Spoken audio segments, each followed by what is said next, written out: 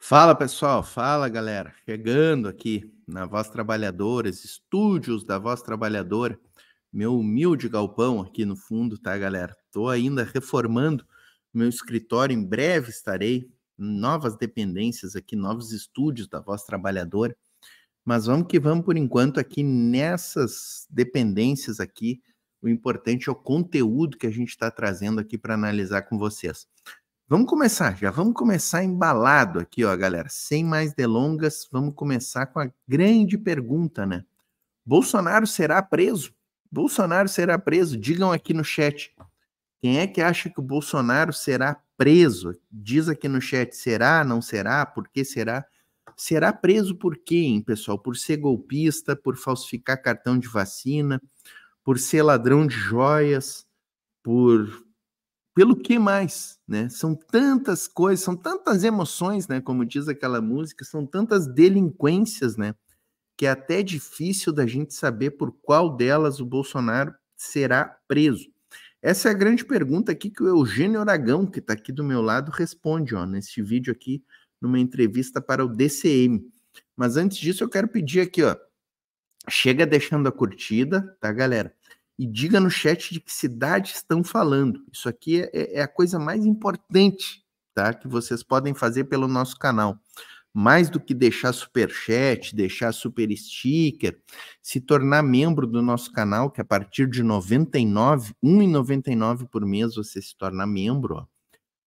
O comentário é fundamental, pessoal, aqui no chat. E você dizer de que cidade está falando, a gente se conhece, a gente conversa ali no chat e dá uma goleada no algoritmo, e a gente tem conseguido isso com a participação de vocês. Mas vamos ver aqui, ó. Bolsonaro será preso, Eugênio Aragão? Conta para nós. Agora, Bolsonaro pode ser preso? Olha, eu acho que ser preso preventivamente somente depende do comportamento dele no curso do processo. Se ele resolver intimidar testemunhas, se ele resolver fraudar provas, né? Então, nesse caso, ele pode ser, sim, eventualmente preso, se ele resolver fugir do país, né? Ou se ele praticar outros crimes.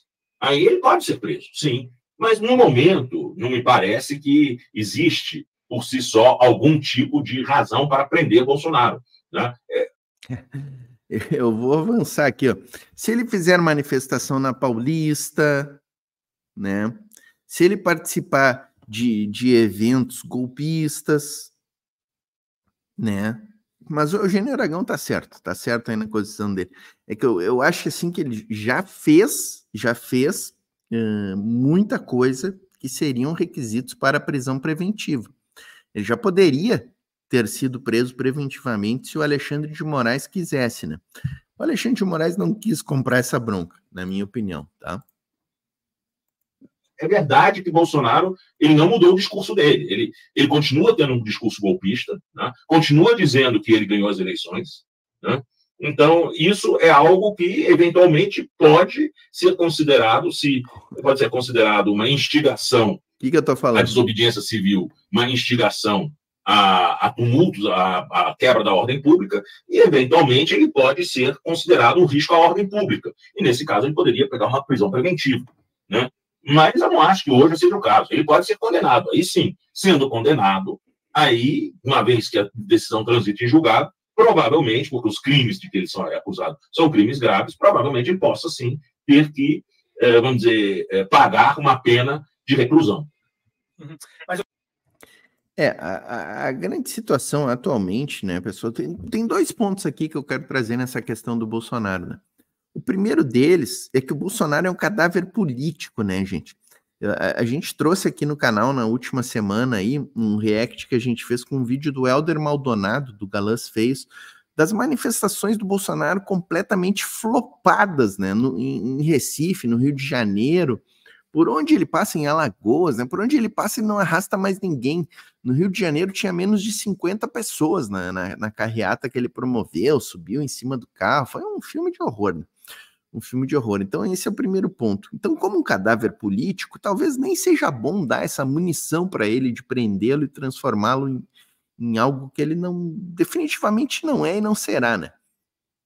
E o segundo ponto, gente, que eu acho que é importante, é essa questão do Paulo Gonet, né? O Paulo Gonet está demorando demais para denunciar o Bolsonaro, ele já deveria ter denunciado o Bolsonaro.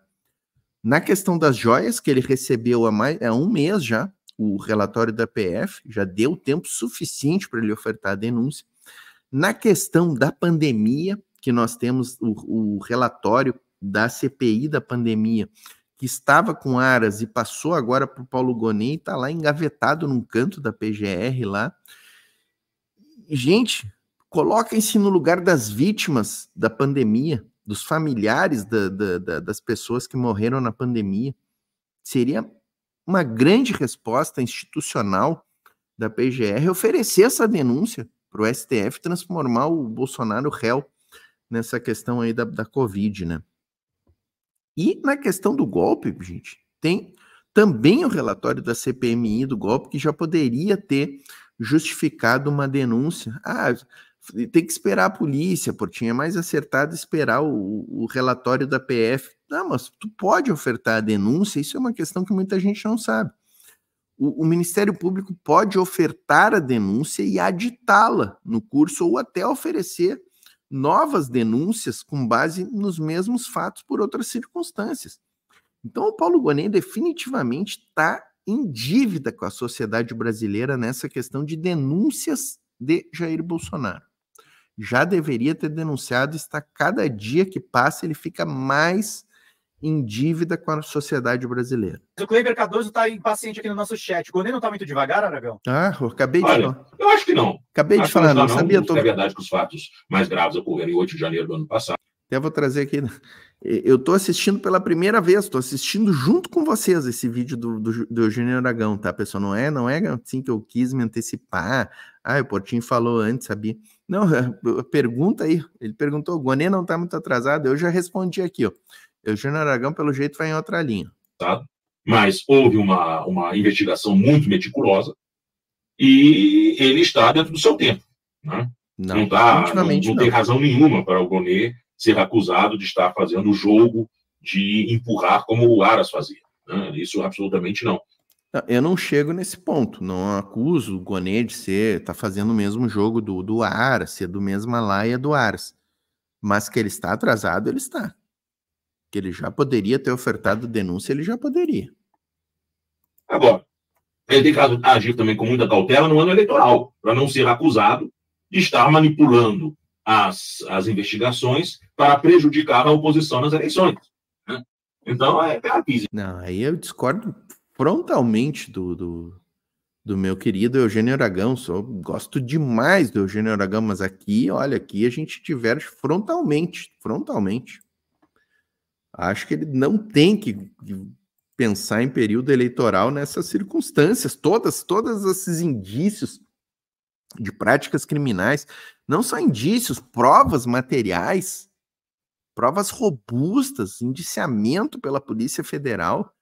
Vai esperar período eleitoral? Não. Aqui eu não concordo de jeito nenhum com o Eugênio Aragão. Existe cautela, existe discrição, existe um tempo muito cuidadoso nisso tudo. Ele acabou de receber uns relatórios agora, de alguns inquéritos, né? Então, e aí vai depender da opção técnica dele, se ele vai querer oferecer tudo numa denúncia só, ou se ele vai fazer denúncias separadas para cada cenário. Eu, no lugar dele, eu faria as denúncias separadas, porque se botar tudo no mesmo bolo, a tendência é que realmente o tumulto beneficie demais, né, a quem está sendo acusado, né? E não faz uma justiça adequada. Até para o pessoal. E aí realmente viraria um bolo geral, né? Tu fazer uma denúncia só pelo caso das joias, pelo golpe, pela Covid, pela falsificação de cartões de vacina, viraria uma geleia geral, como se diz, né? Ele tem que oferecer denúncias separadas, destacadas para cada fato típico, né? É isso. Só saber aqui direitinho a questão específica disso aí, o Alexandre de Moraes estipulou o prazo até 21 de agosto, tá? 21 deste mês, para que o Gonet se manifeste sobre o inquérito das joias sauditas. E ele poderá solicitar a prorrogação do prazo se necessário. Nos bastidores do Ministério Público Federal, a expectativa é alta de que Bolsonaro seja denunciado, dado que a PF o indicia como principal responsável pela venda dos presentes. Caso contrário, o Gonê poderá propor o arquivamento do caso, alegando a inexistência de crime. E aí, quando o doutor Eugênio Aragão fala que tem muita gente, que o melhor seria separar, os indiciados, além de Jair Bolsonaro, são Bento Costa Lima Leite de Albuquerque Júnior, Fábio Van Garten, Frederico Assef, José Roberto Bueno Júnior, Júlio César Vieira Gomes, Marcelo Costa Câmara, Marcelo da Silva Vieira, Marcos André dos Santos Soeiro, Mauro César Barbosa Cid, Mauro César Lourena Cid, pai e filho, e o Osmar Cid pai e Cid filho. Crivellati. Então, são todos esses nomes, e o Gonê recebeu o prazo inicial, o primeiro prazo, do Alexandre de Moraes até 21 de agosto. É isso. Vamos aguardar. Tá aí. Vídeo do DCM, portanto, aí a gente utilizando aí material do DCM, quero agradecer desde logo e torcer. Eu acho que é uma das primeiras vezes que a gente usa, não, já usamos DCM aqui, já utilizamos o Leandro Fortes. Espero que o DCM não derrube a nossa live, hein, pessoal do DCM? Por favor aí, ajudem aqui o canal parceiro e contem conosco sempre, né? É isso, né, pessoal? DCM, o ICL, 247, que a gente usa muito, TV Fórum, a gente usa porque a gente gosta do trabalho, podemos até fazer algumas críticas pontuais, né? Como a gente fez o ICL na questão da Venezuela, por exemplo, fizemos críticas, não gostamos da linha editorial deles, inclusive porque mudou, né? A eleição foi domingo, na segunda-feira o ICL vem com uma linha editorial e na terça-feira muda completamente sua linha editorial. Mas isso são críticas pontuais. A gente gosta muito do DC. Vou insistir, DCM, ICL, Fórum, 247. São os 4 principais que a gente usa aqui no canal para repercutir as notícias, né? E agradecemos todos e colocamos a Voz Trabalhadora à disposição desses canais aí, que são canais amigos, que a gente considera. Tem o GGN também, né? Que a gente tem usado o GGN bastante lá do Nassif, sou fã do Nassif, né? Sou fã do Nassif, do Pedro Costa Júnior, né? Da turma do GGN. Próxima notícia aqui, ó, pessoal. A extrema-direita mundial, ela tem os mesmos métodos e discursos da ascensão do nazifascismo. Vamos ver aqui, ó. ICL Notícias, William Deluca. Naturalmente, né? Todos os dias é dia de ser racista e xenofóbico para a extrema-direita no mundo todo, né? O César trouxe para a gente aqui várias vezes sobre essa escalada global da extrema-direita, desse nazifascismo. Não tem como chamar isso de outro jeito. Se você não conhece a história da ascensão do nazismo na Alemanha, estude. Veja um documentário para você entender exatamente os métodos usados para justificar a ascensão de Adolf Hitler ao poder na Alemanha. É exatamente a mesma coisa, Roberta. Você troca os islâmicos imigrantes por judeus da Alemanha nazista. Você só troca isso. É exatamente a mesma coisa. O risco do estrangeiro, o risco do diferente. E é isso que eles estão fazendo agora, repetindo essa fórmula novamente. Não precisam de desculpa, então eles inventam desculpas às vezes para justificar os seus atos de violência, como a gente está vendo agora no Reino Unido. Não é novo, é uma receita antiga, funciona no Reino Unido, na Alemanha, na Itália, na França, em todos os lugares. É o ódio ao diferente. Eles têm uma teoria que é a teoria da substituição, né? Dizem, uma dessas teorias amalucadas de chapéu de alumínio, que os membros da extrema-direita dizem que os muçulmanos, eles se reproduzem mais, têm mais filhos, e por isso eles estão na Europa e vão repovoar a Europa, e logo mais a Europa não vai ser branca. O nome disso é karma, né? Vocês fizeram exatamente isso em todos os países que vocês invadiram, na África, na Ásia, na América. Se isso fosse verdade, o nome disso seria karma, mas não é verdade, é só mentira e é método da extrema-direita, né, César? Quando a gente... Aí, muito bem abordado, né? Os métodos da extrema-direita que se repetem. E se repetem também na questão do golpismo, né? A gente viu o golpismo aqui no Brasil, está se repetindo agora na Venezuela, na Bolívia, eles não aceitam o resultado de eleição, então os métodos da extrema-direita são extremamente repetidos. Eu trouxe esse vídeo para introduzir exatamente esta fala aqui do Glauber Braga.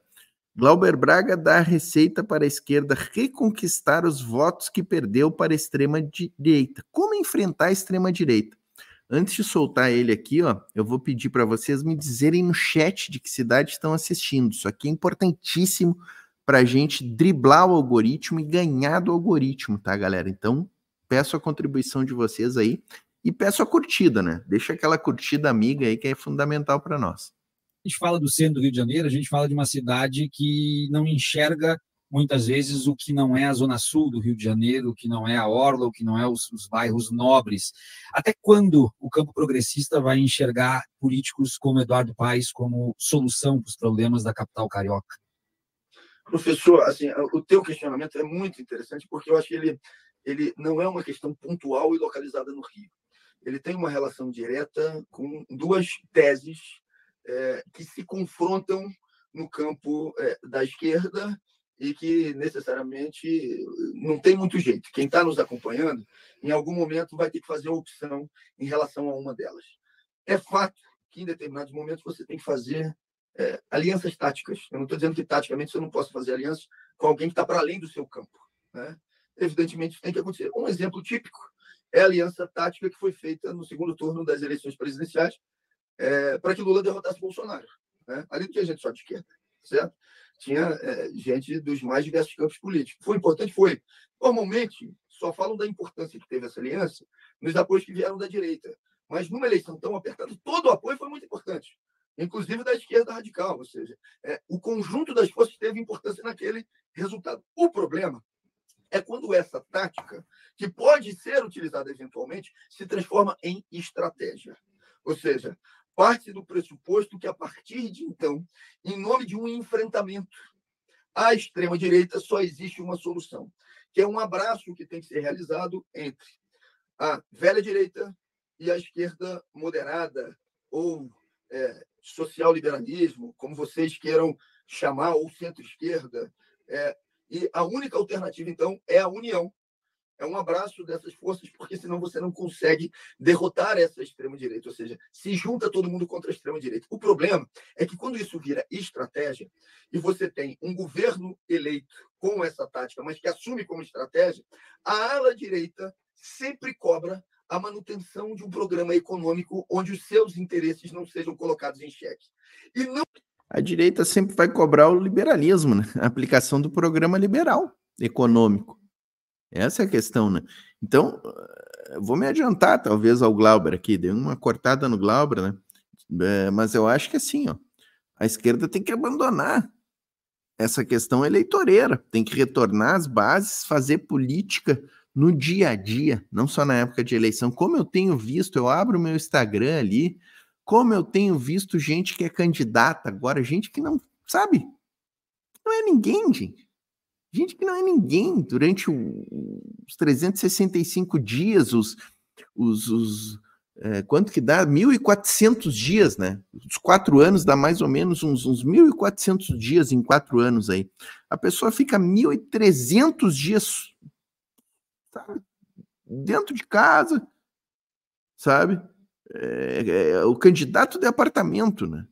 E aí, nos 90 dias da campanha, nos 60 dias da campanha, quer aparecer na favela, quer aparecer na comunidade, quer aparecer no posto de saúde, quer aparecer na escola, como se fosse um grande ativista social e que faz e que deixa de fazer, sabe? Aí não dá, né? Não dá.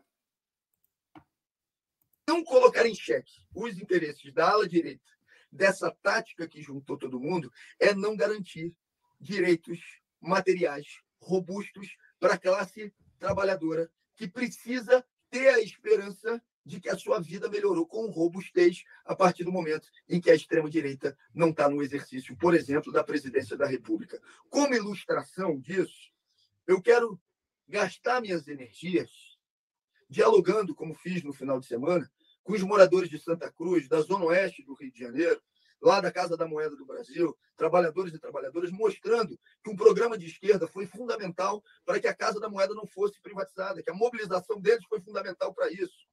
E quero gastar muito pouquinha energia tentando convencer a Suzana Vieira a não ser lavajatista. Ou seja, isso aí. Tenho que botar as minhas energias numa classe média que já está completamente voltada para uma posição moralista e lavajatista. Eu vou gastar minhas energias prioritariamente com a classe trabalhadora que perdeu as esperanças em algum projeto que pudesse fazer com que ela tivesse mais apoio. Eu acho que quando a gente faz isso, a gente... Isso aqui no Rio Grande do Sul, até deixa eu aumentar, né? Aqui no Rio Grande do Sul, Glauber, nós chamaríamos isso de não vou gastar pólvora com chimango. Não gasta pólvora com chimango, cara, sabe? Ou também pode ser aquele bordão, né? Não debate com facho. Não debate com facho, vai procurar a classe trabalhadora, né? É isso. Consegue atingir o coração das pessoas no sentido de cativar as pessoas na compreensão de que a vida delas pode mudar e pode melhorar. E aí eu acho que a gente tem que, no Rio de Janeiro especificamente, como foi o município ou o estado citado por você, professor, lembrar de figuras históricas que fizeram esse enfrentamento localmente. Brizola. Eu não consigo falar do Rio sem dialogar sobre o que foi, por exemplo, o fenômeno Brizola, ou seja, que construiu 500 CIEPs espalhados por todas as regiões do Rio de Janeiro, e que até hoje, quando alguém pergunta quem foi o último governador do Rio eleito, que fez majoritariamente pelo povo, as pessoas vão responder rapidamente, Brizola. E a votação de Brizola, onde é que era? Ele conseguiu estar com força política na Zona Oeste, ele conseguiu estar com força política na Baixada Fluminense, que são regiões que até 2014 ainda votavam com a gente, votavam contra a direita, e que a partir de 2018 deixaram de votar. É evidente que essa questão é multifatorial. Eu não estou querendo simplificar o que é complexo, mas isso passa necessariamente, na minha avaliação, por apostar numa linha política de enfrentamento que não tenha como prioridade a aliança com setores liberais, e sim despertar principalmente a paixão daqueles que estão desmotivados, que são da classe trabalhadora e que são numericamente muito superiores, ou seja, são a maioria do povo. A maioria não é quem mora nas regiões ricas, a maioria é quem mora nas regiões populares, e que se você disser para eles que tem um projeto de ruptura com o modelo que está excluindo, eles vão junto contigo. Se você disser que vai reestatizar a SEDAI no Rio de Janeiro, que é um absurdo, o preço da conta de água que está sendo cobrada, e que a gente precisa dar apoio, como tem dado, aos 16 municípios que não privatizaram, você atrai parte dessa classe trabalhadora, inclusive, que está desalentada, que não tem esperança. Tentando responder a sua pergunta sem fugir dela. Eu acho que o teu questionamento é chave para uma disputa importante que se faz de linha política. E a linha política que eu acho que tem que prevalecer na esquerda não é aquela que prioriza, repito, a aliança com setores liberais. É aquela que, mesmo parecendo em determinados momentos isolada, vai dialogar com a maioria do povo da classe trabalhadora com um programa que supere as dificuldades materiais que estão sendo enfrentadas por ela. Isso aí.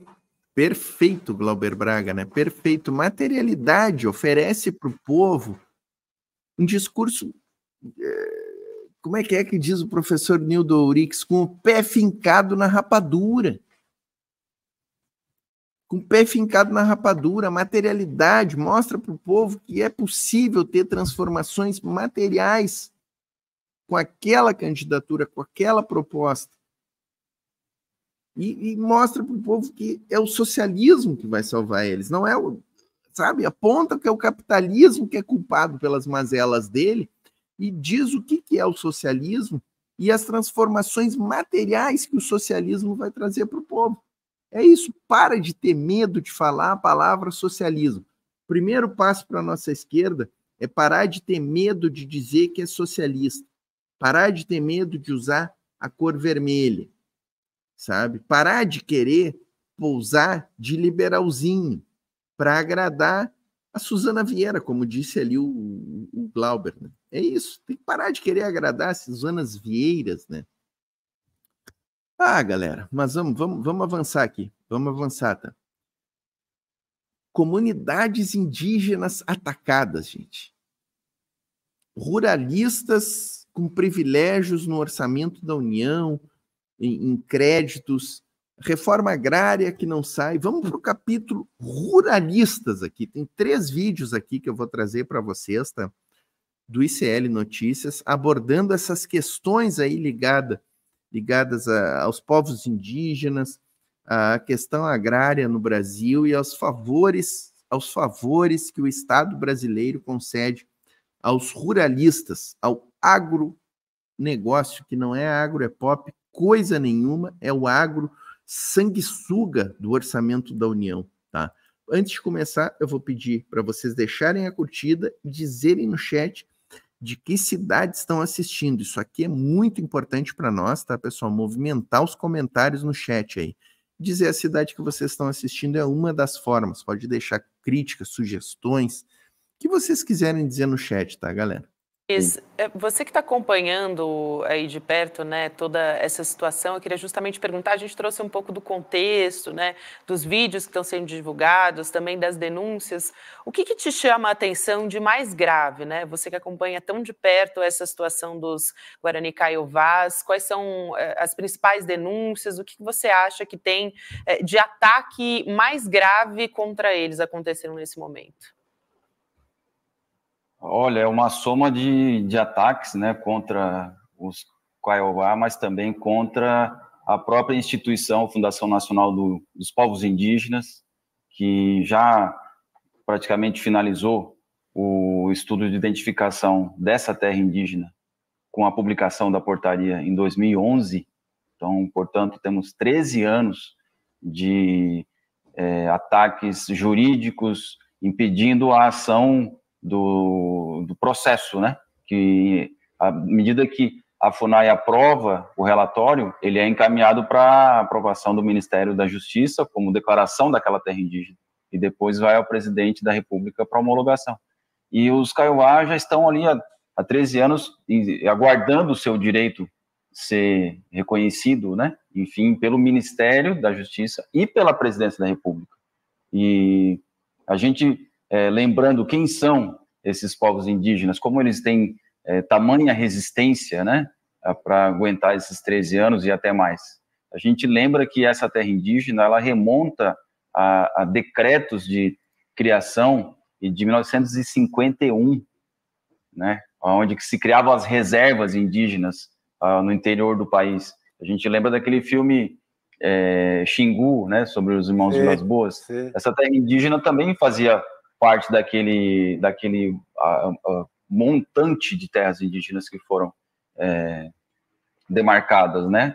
E se a gente pensar um pouco mais para trás, a gente vai encontrar os Kaiowá sendo atacados na Guerra da Tríplice Aliança, conhecida por nós como a Guerra do Paraguai, né? A Guerra da Tríplice Aliança, ela foi no Mato Grosso do Sul, ela foi encampada, né, via articulação do Império, pelos indígenas Guaicuru, Cadiuel, hoje, né, e os indígenas Terena, contra os próprios Kaiowá. Então, a gente tem já na formação do estado do Mato Grosso do Sul, na formação do próprio Brasil, um histórico de massacre do povo Kaiowá, que estavam simplesmente ocupando o seu território tradicional, né, que ora era Portugal, ora era Espanha, né, com as confusões do Tratado de Tordesilhas, do Tratado de Madrid, depois com as guerras de independência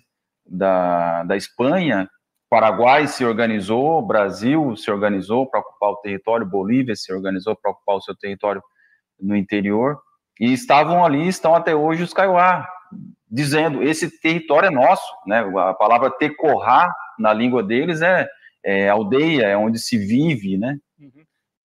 Nossos irmãos. Aí, um relato aí da questão dos Guaranis Kaiowás, né, gente? Agora eu vou trazer aqui o Eduardo Moreira, continua com essa questão aí. E essa questão dos povos indígenas tem tudo a ver com a luta pela reforma agrária. Não que tenha a ver uma coisa com a outra, mas o grande antagonismo, tanto dos povos indígenas quanto dos camponeses, do campesinato que luta pela reforma agrária, são os ruralistas, esse povo aí, os grandes latifundiários do Brasil, que tanto mal fazem ao país, né? Tanto pela violência como lidam com esses povos aí, colocando seus jagunços a cometer crimes contra os povos indígenas e contra os campesinos, né? Como pelos favores fiscais, eles são sanguessugas do Estado brasileiro, do orçamento brasileiro, o plano safra do agronegócio, destes grandes latifundiários aí, chegou a 500 bilhões em crédito com juro a 7% ao ano, pessoal. Quem é que tem juro a 7% ao ano no Brasil, sabe?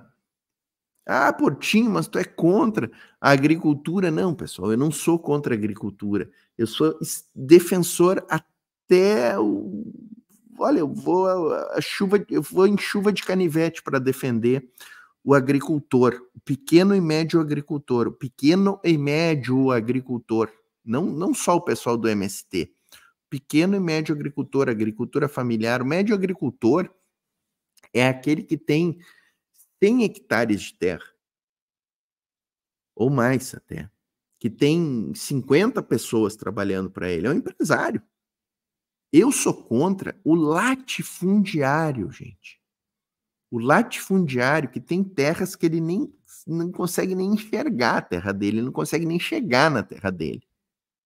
Muitas delas improdutivas. Ou aquele que produz soja e milho para exportar para a China, com maquinários, não emprega ninguém.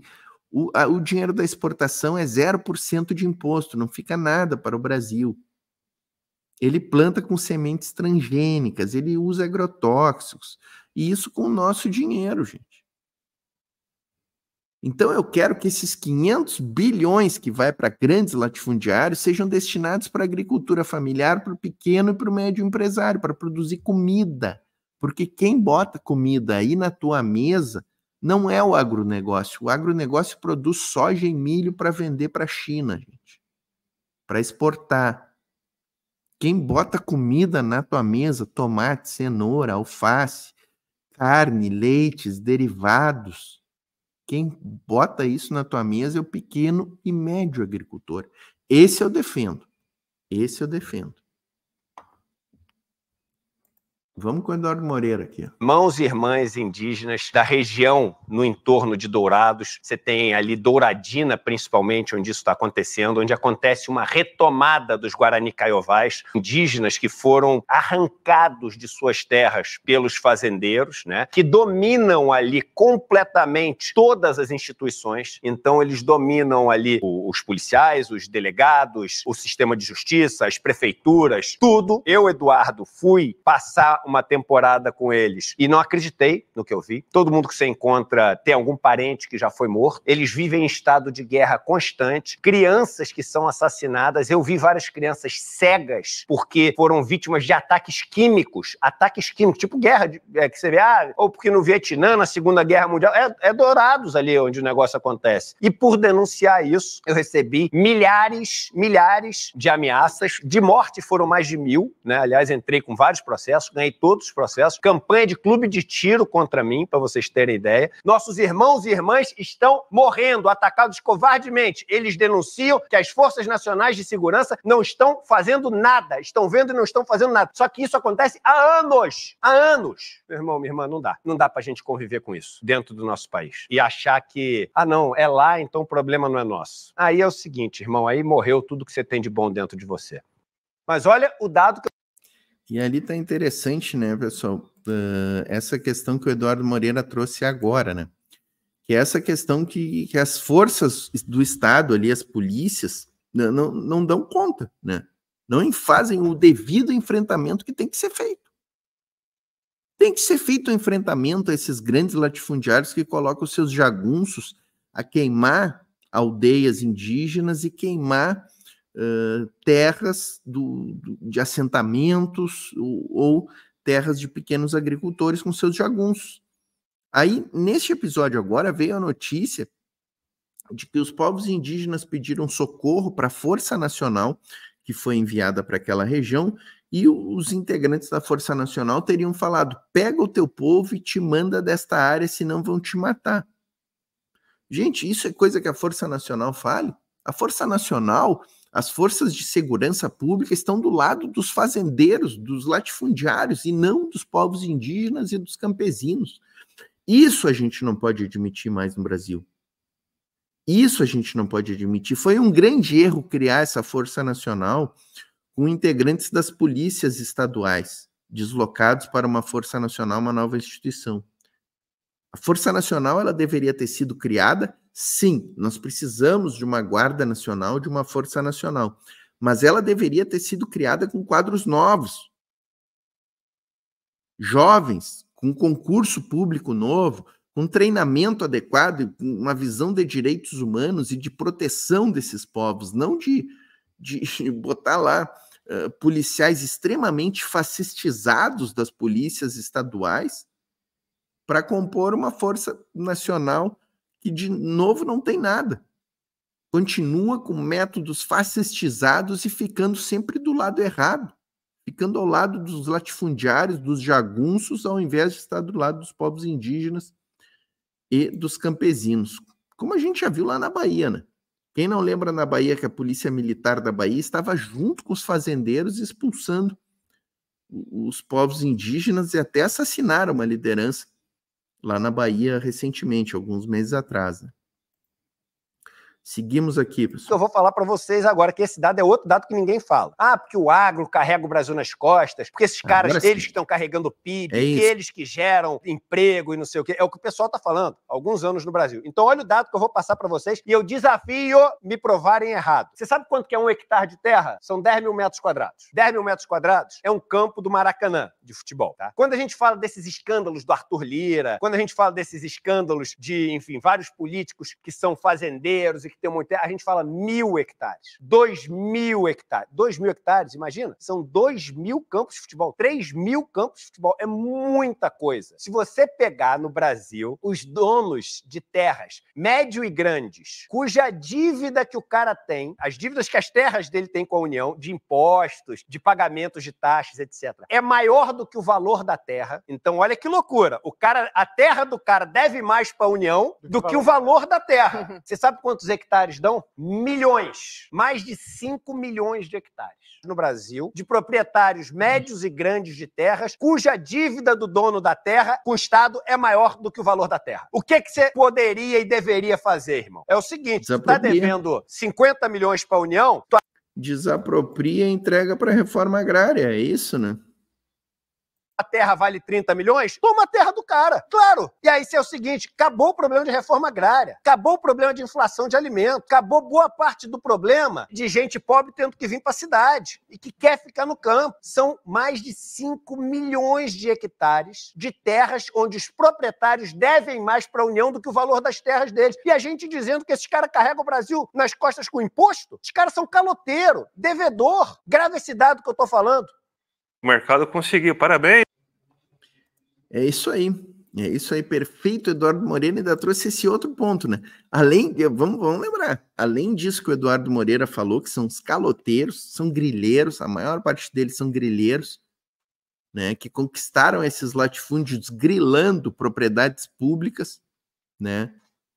No tempo dos militares, gente, década de 70, essa gente grilou terra com um Estado dando titulação para eles a rodo. Então, além dessa questão deles deverem muitas vezes impostos com valores acima dos valores das propriedades, ainda tem aquilo que eu falei, que são os chupins do orçamento público, com plano safra de 500 milhões, bilhões, não confunda, não é milhões, é bilhões, em créditos a juros baixíssimos. Então, além de serem caloteiros, deverem para o Estado, ainda ganham recursos do Estado a fundo perdido e a taxa de juros lá embaixo, né, pessoal? Então, isso está tudo errado e precisa definitivamente ser enfrentado no Brasil, né? Ser enfrentado. Mas aqui vamos passar para o terceiro capítulo, tá, pessoal, do nosso programa, terceira e última parte, que é agora a questão da economia. Nós vamos primeiro enfrentar aqui, ó, taxa de juros. Banco Central cede à pressão do mercado e diz que pode até elevar taxa de juros. E na sequência nós vamos trazer aqui a produção industrial do Brasil crescendo aí, o que é totalmente contraditório, né? A taxa de juros, o Banco Central querendo aumentar a taxa de juros e a produção industrial crescendo. A inflação estável, desemprego caindo. Tudo errado com esse Banco Central, né? Tá tudo errado.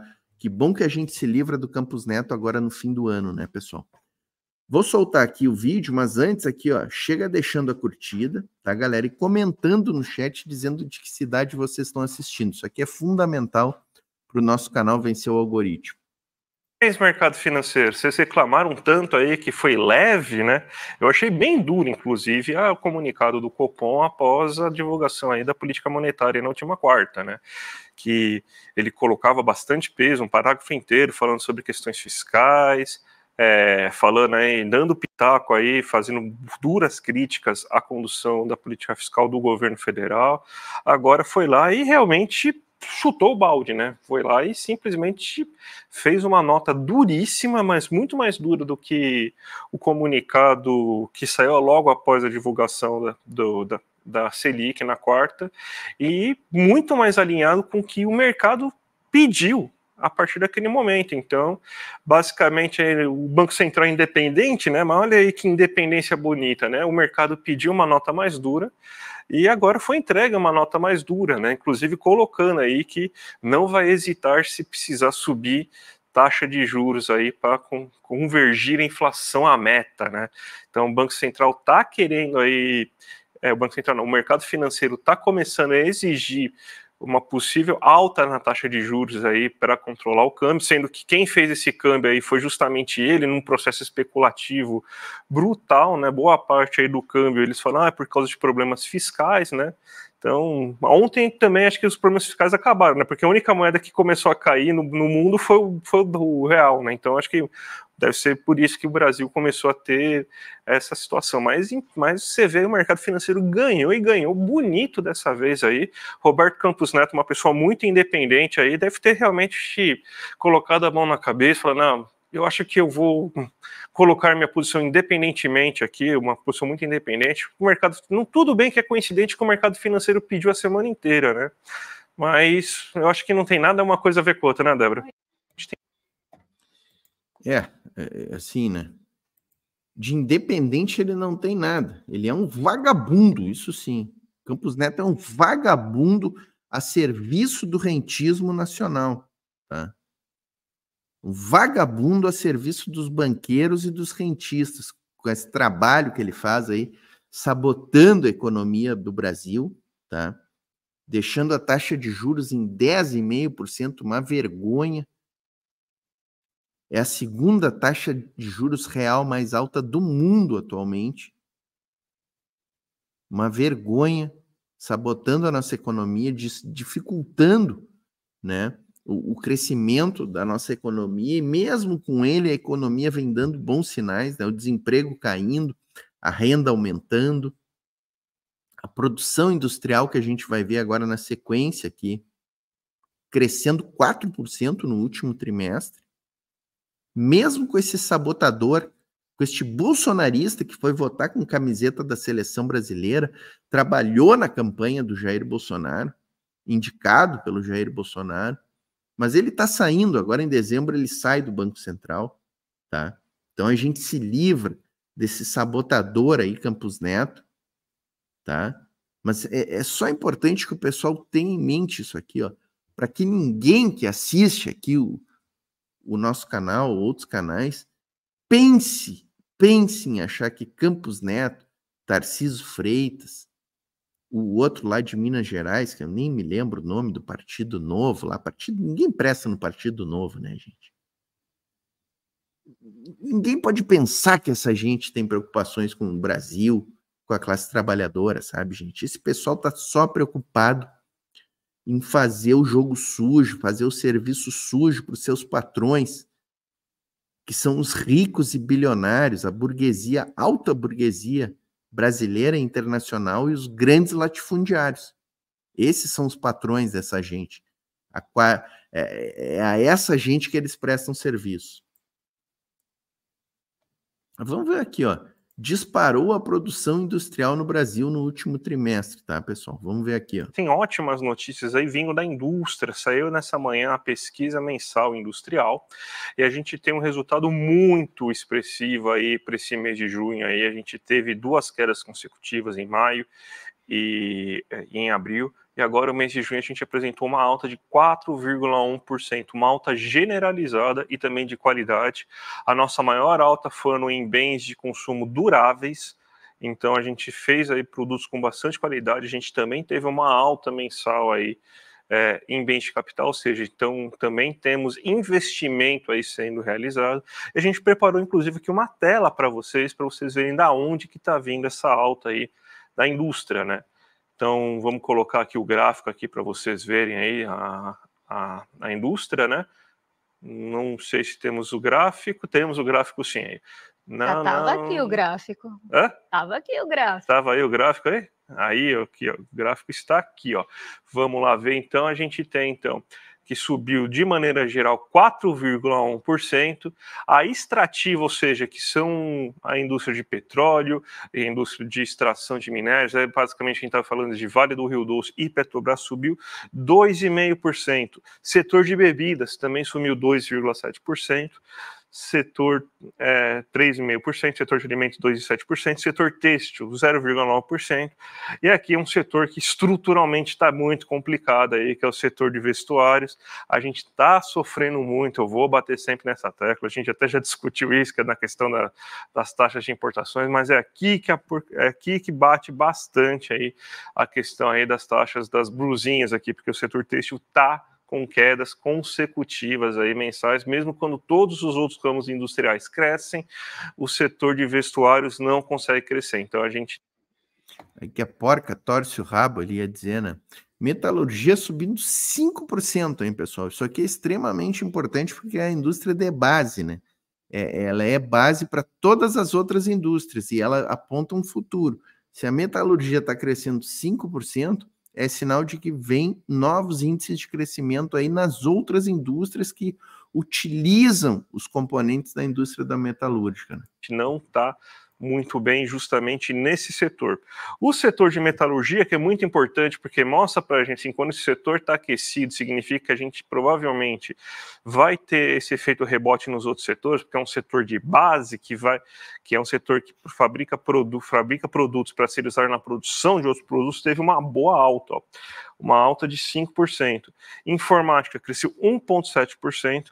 Equipamentos eletrônicos, a gente teve uma baixa de 0,9%.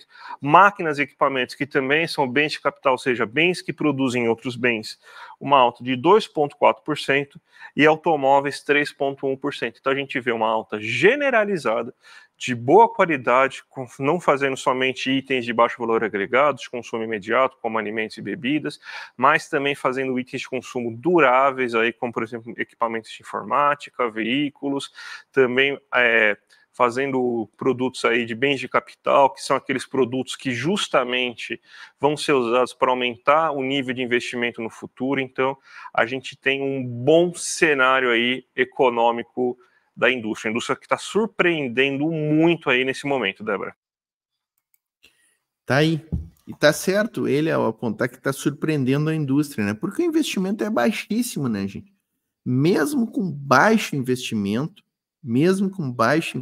a nossa indústria começou a responder. Começou a responder aí e com bons índices, né? Por que eu estou falando em baixo investimento, né? O que o Brasil investe hoje em industrialização no país, tá, pessoal? O Brasil, o governo, o que o governo aporta? 300 bilhões, gente.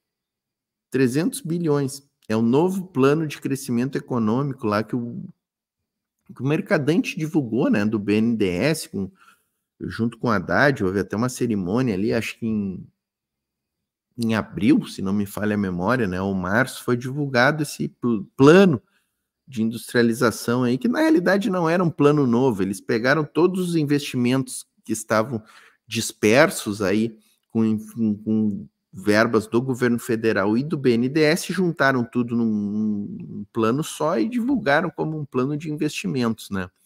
Então, por que eu estou dizendo que é pouco?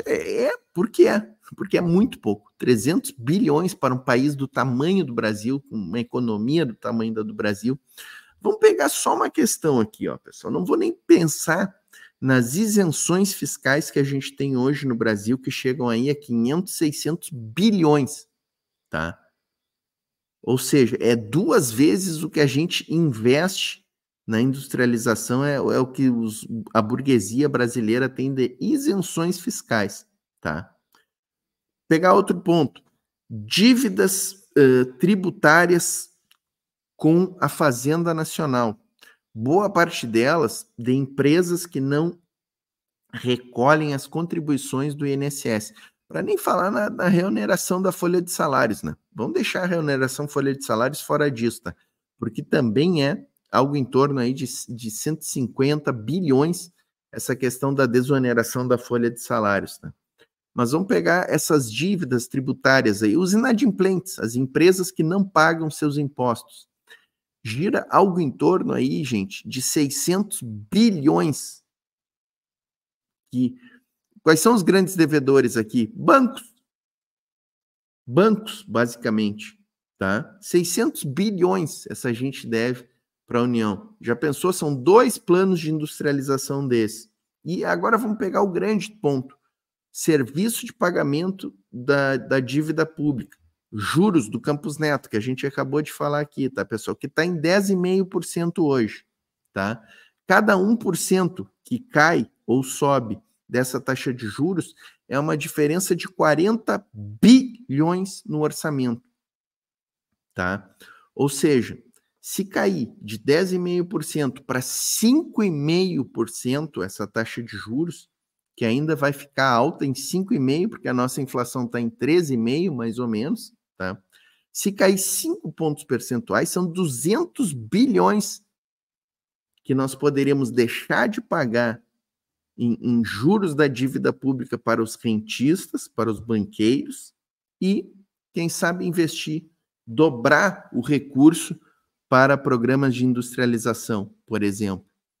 Então, tem todos esses componentes aí que a gente precisa estar sempre atento, tá, pessoal? E até por isso que eu trouxe junto esse vídeo da taxa de juros, né, do Banco Central, do sabotador Campos Neto, com este outro vídeo aqui, com o crescimento da nossa indústria, mesmo com investimentos muito aquém das necessidades e das capacidades do país, né, pessoal?